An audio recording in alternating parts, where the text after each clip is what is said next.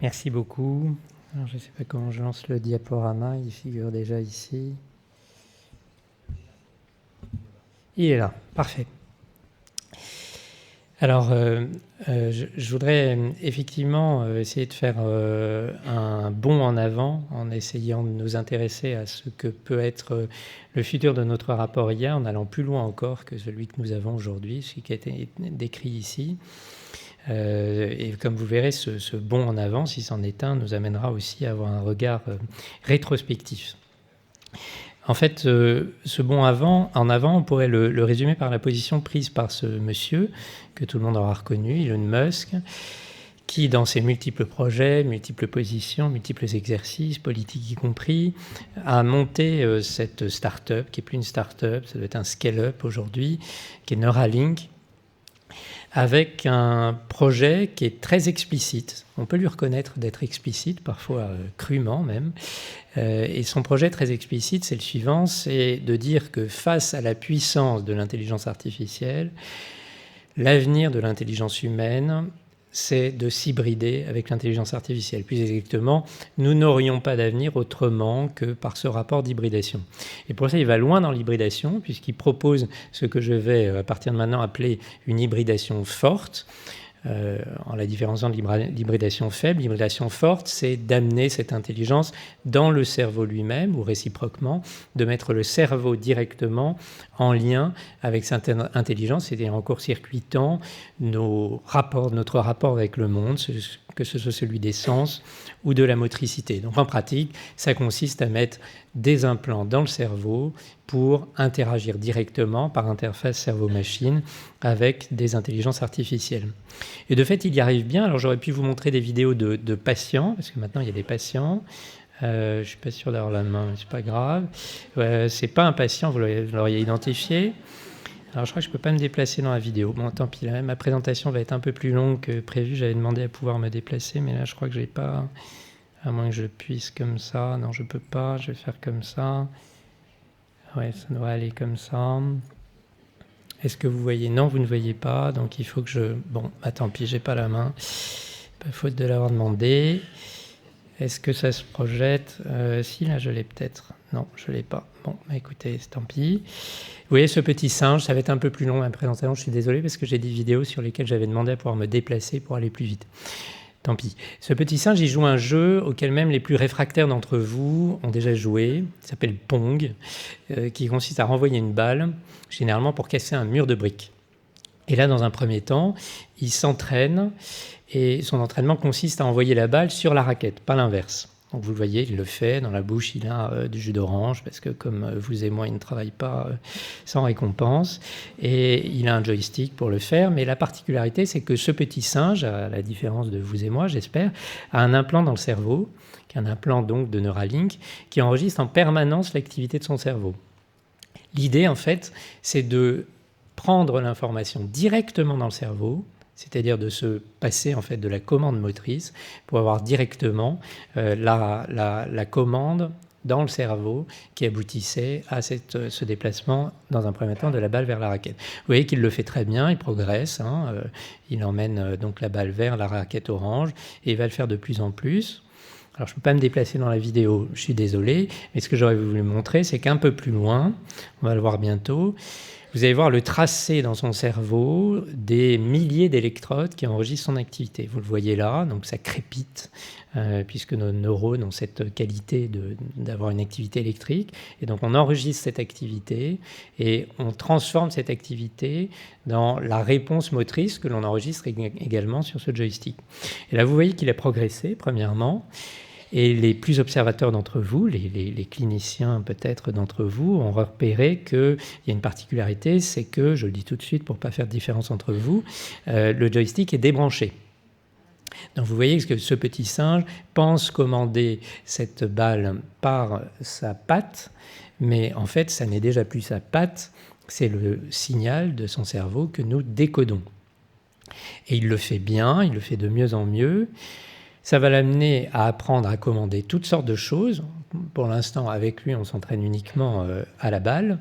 Et au bout d'un moment, il va pouvoir jouer à Roland-Garros tout seul. C'est-à-dire que, vous le voyez, là, animer ces 2 raquettes, donc des 2 côtés du terrain, par la seule pensée. Et nous décodons ce signal et vous voyez que ça fonctionne très bien. Évidemment, le but n'est pas de faire jouer à Roland-Garros un petit singe, ni même à Pong en cassant un mur de briques. C'est du proof of concept, c'est démontrer qu'on peut donc commander quelque chose de complexe par la pensée. Et évidemment, ça permettra par exemple de commander un bras mécanique pour quelqu'un qui est tétraplégique, donc qui ne peut plus le faire. Ou mieux encore, moi j'aime bien cette étude-là. Je l'aime bien parce que d'abord elle montre qu'on a su faire du côté universitaire des choses bien avant Neuralink, mais simplement nous n'avons pas les 300 millions correspondants. Ça, c'est une étude d'une équipe de Stanford. Et si la vidéo se lance, je ne suis pas sûr, décidément, je n'ai pas la main. Je suis un homme diminué aujourd'hui. Je vais le faire avec. Ah si, voilà. Donc vous voyez ces électrodes-là, c'est un plateau avec plusieurs milliers d'électrodes qui rentrent dans le cortex et c'est ce signal que l'on décode. Et là, ce patient, il est tétraplégique et ce que vous allez faire, enfin ce que ces chercheurs ont fait, c'est restaurer sa capacité à écrire par la pensée. Et ces lettres que vous voyez n'existent pas. Ce sont des lettres qu'il trace en pensée. Il les trace en pensée, on décode le signal, on transforme ça en lettres, et là vous le voyez écrire à vitesse réelle. Alors il écrit plutôt à la vitesse de votre arrière-grand-mère, plutôt que de votre teenager, mais il écrit quand même assez vite, en vitesse réelle, par le seul fait de penser chaque lettre. Au passage, vous aurez repéré, aujourd'hui, au lendemain du vote de la PLFSS, que nous sommes bien dans une étude américaine, puisque ce qu'il écrit, c'est « Ask not what your country can do for you ». Donc on sait dans quel pays nous sommes. C'était donc la possibilité d'écrire par la pensée. Alors toujours dans cette dynamique, pour vous montrer que ça n'est pas de la science-fiction, il faut savoir que justement, mettre du matériel dans le cerveau de patient pour commander ce cerveau, interagir avec ce cerveau, c'est une invention française, c'est une invention de ce grand neurochirurgien que vous voyez là recevoir le prix Lasker, l'antichambre du prix Nobel, c'est Halim Benhabib. Et ce qu'il a inventé, c'est un dispositif qui permet de stimuler des noyaux gris centraux dans le cerveau pour soigner une maladie importante qui est la maladie de Parkinson. Donc vous voyez les électrodes qui descendent là dans la boîte crânienne, dans cette radiographie standard. Vous les voyez là plus précisément avec les plots au bout sur cette coupe coronale d'un scanner. Et puis là, vous voyez ce qui est ciblé, c'est le noyau sous-thalamique. Aujourd'hui, on soigne, c'est plus de la recherche des patients de cette façon. Alors j'aurais pu vous montrer nos patients relevant de la psychiatrie soignés avec ce type d'électrode, mais simplement j'ai peu de temps, la psychiatrie c'est complexe, il faudrait que je vous montre le comportement, les propos d'une personne, cette jeune personne qui avait un TOC sévère et dont la vie était transformée par ce traitement. Cela étant, vous pouvez regarder, c'est sur M6, c'est facile à retrouver. Je vais vous montrer plutôt ce que ça donne dans la maladie de Parkinson. Là, vous voyez un patient qui a une maladie de Parkinson absolument typique. Les médecins ont reconnu ce tremblement à 3 Hz, comme on égrène un chapelet. Vous voyez l'hypomimie, il a le visage figé. Vous imaginez évidemment qu'il est très handicapé, le tremblement au membre supérieur important, il l'a aussi au membre inférieur, au passage. Et là, vous voyez les gros doigts du neurologue qui allume la télécommande qui va agir sur le point de commande qui est en sus-clavier, qui va donc aboutir à cette stimulation des noyaux gris centraux, du STN. Et vous voyez en temps réel le tremblement qui est contrôlé, donc il s'arrête. Vous voyez aussi peut-être que le visage se recolore, qu'il reprend vie, qu'il s'anime, puisqu'il y a une hypomimie dans la maladie de Parkinson. Ça, c'est la motricité fine, typiquement ce qui est altéré dans la dénervation dopaminergique dans la voie nigrostriée. Donc vous voyez qu'il est transformé. Et je voulais vous montrer parce qu'il faut que vous compreniez que ça n'est plus de la recherche, c'est vraiment du soin courant dans les pays industrialisés. Plus de 150 000 patients ont été soignés de cette façon dans le monde, consistant donc à mettre du matériel dans le cerveau. Donc j'ai parlé d'Elon Musk et son projet, mais je redis qu'en amont, évidemment, ça n'appartient pas à Elon Musk. Nous sommes déjà dans cette logique de mettre du matériel dans le cerveau et de le rendre beaucoup plus performant aujourd'hui par des interfaces cerveau-machine, qu'il s'agit de restaurer la commande ou d'améliorer le fonctionnement de certains circuits du cerveau. Et il se trouve qu'en médecine, la distinction entre amélioration et réparation est très difficile à faire. Alors, qu'est-ce qui va se passer ? Qu'est-ce qui va se passer dans cette perspective? Donc on est allé plus loin que notre rapport à l'IA, qui est même vraiment l'hybridation forte, telle qu'appelée de ses voeux par Elon Musk. Généralement, ce qu'on entend parler, ce qui a toujours un succès politique certain, c'est la perspective du grand remplacement.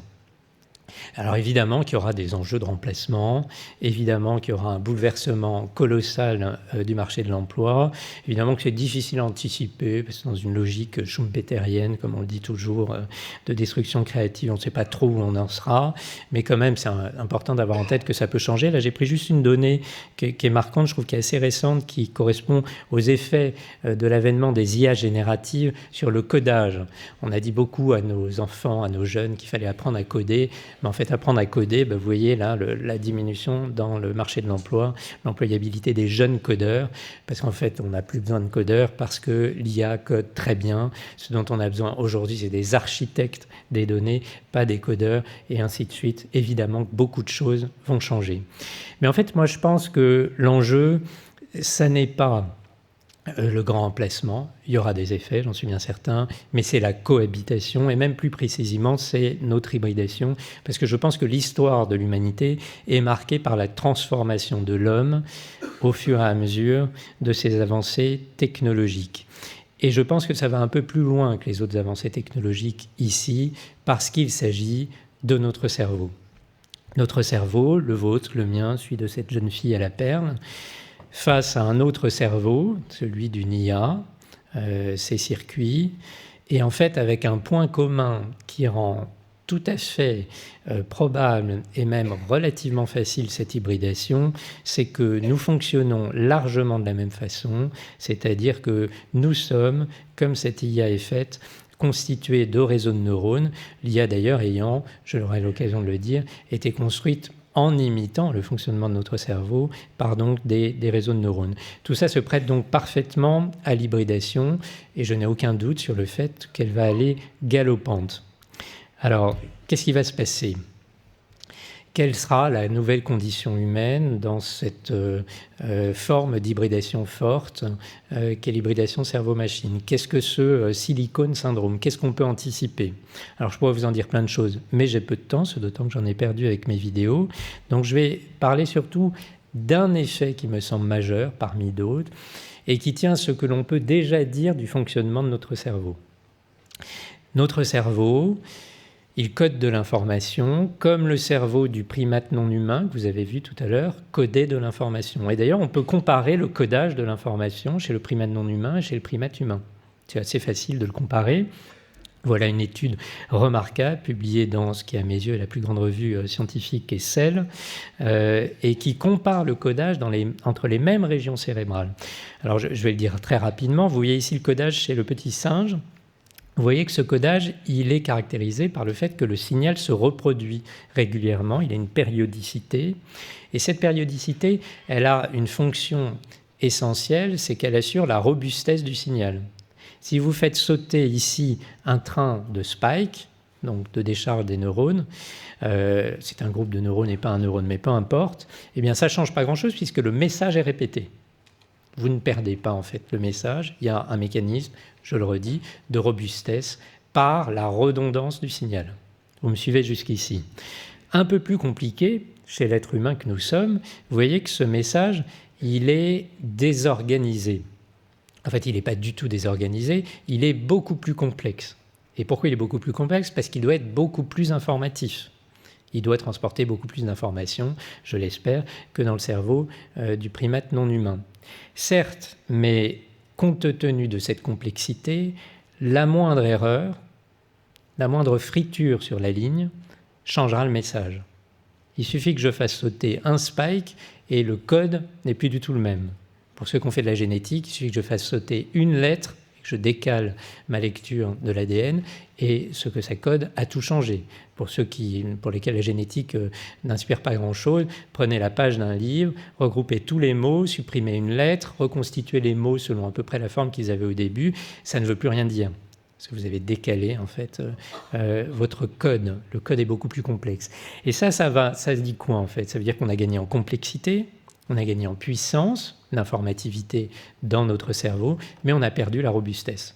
C'est-à-dire que nous avons été poussés dans l'évolution vers quelque chose qui a choisi, nous a fait choisir, nous a conduit vers la puissance plutôt que la robustesse. Et ça veut dire quoi ça ?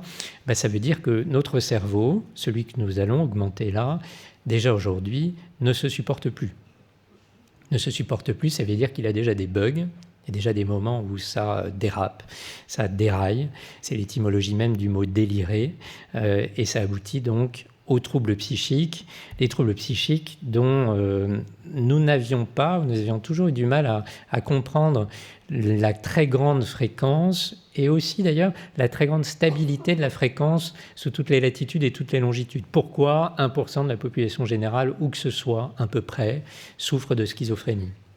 Il n'y a pas d'intérêt dans l'évolution, dans la théorie darwinienne, reproduction, survie, il n'y a pas d'intérêt. Mais en fait, pourquoi alors ? Pourquoi une personne sur 5, ici, dans cette salle, au cours de sa vie, fera un épisode dépressif caractérisé ? L'explication que nous pouvons lui donner aujourd'hui, ça n'est pas de lui trouver à ce trouble psychique un avantage comparatif, c'est de dire que c'est le prix à payer de la puissance de notre cerveau. Ça amène d'ailleurs une position éthique, c'est que si les personnes souffrant de troubles psychiques caractérisent ce qui nous a permis collectivement d'être les homo sapiens que nous sommes, alors il ne faut pas les mettre à côté, il ne faut pas les mettre en dehors, il faut les mettre au cœur de la société parce qu'ils sont les témoins de ce que nous sommes collectivement. Mais ça a des conséquences par rapport aux propos que je développe, le Silicon Syndrome. C'est que vous suivez mon raisonnement. À ce stade-là, je passe au raisonnement, à une hypothèse, au-delà des données que je vous ai montrées. Si nous payons aujourd'hui du prix fort la puissance de notre cerveau, alors nous payerons un prix plus élevé encore en l'augmentant encore.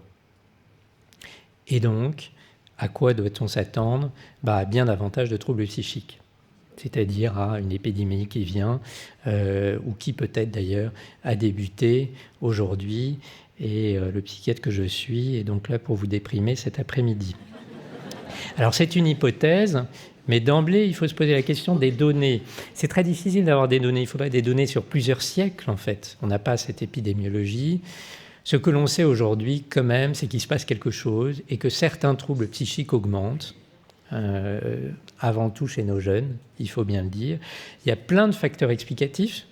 Encore hier est sortie une très belle publication sur les effets des perturbateurs endocriniens sur le développement cérébral. Donc il y a plein de facteurs explicatifs.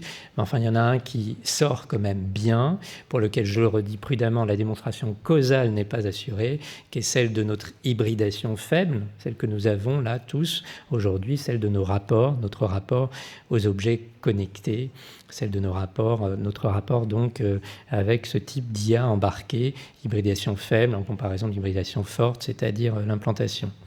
Alors quelle attitude au lieu de déprimer aujourd'hui dans les salons de l'Aveyron ? Moi, il y a une étude qui m'a beaucoup marqué pour y réfléchir, c'est celle menée il y a un certain temps, ça fait bientôt 15 ans, par cette équipe de psychologie sociale expérimentale. On peut faire de la psychologie sociale scientifique avec vraiment une démonstration. Elle est très simple, cette étude, là je vous montre un résultat simple, mais en fait elle est très bien faite, sinon ça ne serait pas publié dans Science. Elle consiste à faire répondre à des étudiants à des questions complexes de type trivial poursuite sur un ordinateur. À la fin, ils ont répondu, on leur donne la correction, ils ont tout sur leur ordinateur, c'est dans un fichier, le fichier est quelque part dans l'ordinateur, et là on randomise dans l'amphithéâtre, dans cette salle, pour la moitié d'entre eux, on annonce la suppression de ce fichier. Puis on leur fait faire d'autres choses, du calcul mental, d'autres questions de culture générale. Et 3 heures après, on leur repose les questions du trivial poursuite. Souvenez-vous, quand on joue au trivial poursuite, est-ce que l'œil de l'autruche est plus gros, plus petit que son cerveau ? C'est ce genre de questions, c'est pas toujours simple. Et donc là, ils doivent donner les réponses. Et, résultat intéressant, ceux pour lesquels on a annoncé la suppression du fichier, que personne ne va rouvrir, ont des meilleures performances que ceux pour lesquels le fichier est resté dans l'ordinateur. Ou inversement, ceux pour lesquels il existe un fichier avec les réponses dans l'ordinateur ont enclenché un mécanisme de dégradation de la mémoire consistant à se dire « c'est quelque part, je n'ai pas besoin de le retenir ». Évidemment, tout de suite, tout le monde s'est dit « voilà, c'est Google, c'est accessible, donc je ne mémorise plus, et même plus exactement, je perds la mémoire, comme aujourd'hui, parlons de nos téléphones portables, nous sommes incapables de retenir un numéro de téléphone à 8 chiffres par cœur, même un digicode à 4 chiffres, à mon avis, ça devient difficile, parce que nous avons externalisé cette compétence. Alors c'est déprimant là aussi, si ce n'est que ma mémoire est ainsi faite que moi, ça m'a rappelé une grande histoire de l'humanité, telle qu'elle est racontée dans un mythe passionnant, qui est le mythe de Thoth. Thoth, c'est Thoth, le dieu inventeur notamment de l'écriture, Thoth le scribe. C'est raconté, c'est écrit à la grecque, c'est raconté dans le Phèdre de Platon. Et Thoth est très content. Il vient voir le pharaon Tammuz et il lui dit quasiment littéralement, vous pouvez retrouver le texte de Platon, « Mon invention, l'écriture donc, augmentera chaque homme de la mémoire de tous les autres. » On comprend bien son raisonnement, puisque chaque homme peut prendre pour lui le savoir des autres, déposé par l'écriture. Et Tammuz, qui n'est pas pharaon pour rien, lui répond « Détrompe-toi, ton invention ne fera qu'affaiblir les hommes, puisqu'ils n'auront plus besoin de se souvenir. » Alors ça donne lieu à un des développements sur le pharmacone, mais plus important là, vous aurez reconnu dans la réponse de Tammuz exactement la critique qu'ait fait Google. Vous aurez donc reconnu qu'en fait, dans cette invention de l'écriture, il s'est passé à peu près la même chose. Et finalement, écrire, c'est déposer hors de soi son savoir.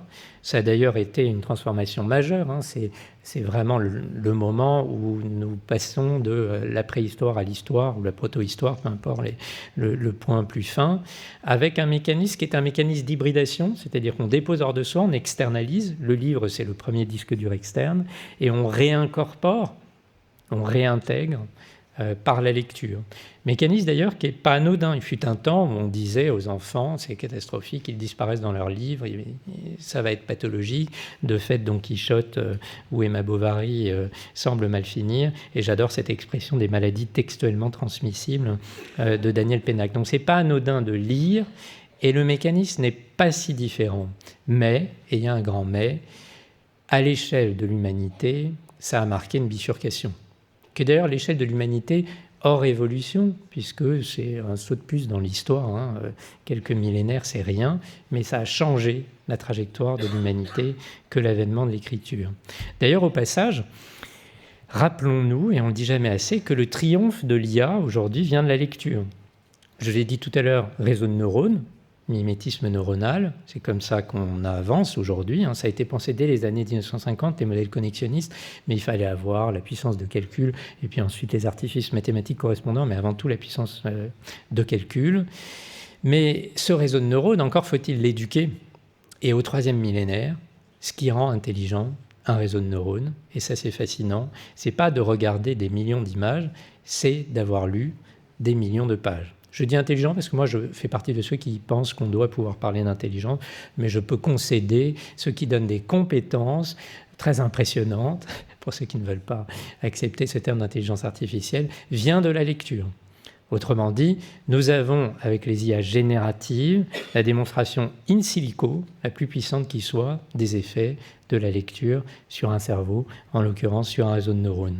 En fait, vous connaissez cette phrase qu'on prête entre autres à Édouard Herriot, la culture c'est ce qui reste dans l'esprit quand on a tout oublié. Nous devrions plutôt dire l'intelligence, c'est ce qui reste dans l'esprit quand on a tout oublié. C'est-à-dire qu'on n'apprend pas pour une compétence, on apprend parce qu'on change la conformation de son cerveau. Moi, j'aime beaucoup cette phrase d'un très éphémère ministre de l'Instruction publique, Saint-Marc Girardin. « Je ne demande pas à un honnête homme de savoir le latin, il me suffit qu'il l'ait oublié. » C'est tout dire de ce qu'on doit chercher, et c'est d'ailleurs tout dire du fiasco total à mes yeux de l'éducation nationale aujourd'hui, qui pense toujours rattraper des compétences, quand en fait l'enjeu de l'éducation, ça n'est jamais une compétence, mais avoir changé un cerveau, la conformation d'un cerveau, comme celui d'une IA, et en l'occurrence celui de nos enfants, pour qu'il en reste quelque chose une fois que l'on a justement oublié. Et bien justement, au moment où l'IA nous montre le chemin, c'est-à-dire devient intelligente, en lisant, nous ne faisons plus que regarder des images. Merci pour votre attention et désolé pour les quelques ratés de vidéo.